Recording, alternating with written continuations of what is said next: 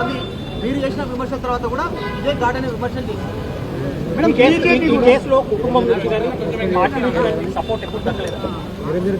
BJP కూడా కవిత బయట ఉన్న ఒకటే లోన ఉన్న ఒకటే దానివల్ల ప్రయోజనం లేదు అనేది ఒకటి.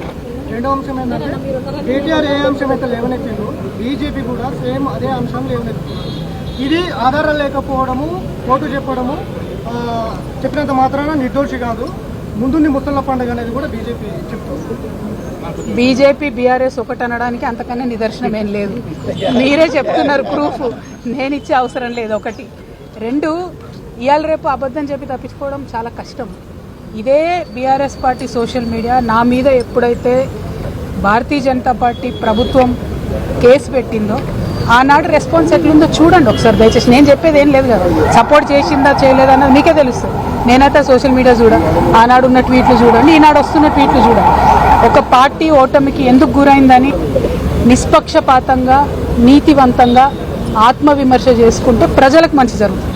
అట్లా కాదు ఒక వ్యక్తి ద్వారా ఓడిపోయిందంటే మరి అంత వీక్ ఉందా బీఆర్ఎస్ పార్టీ?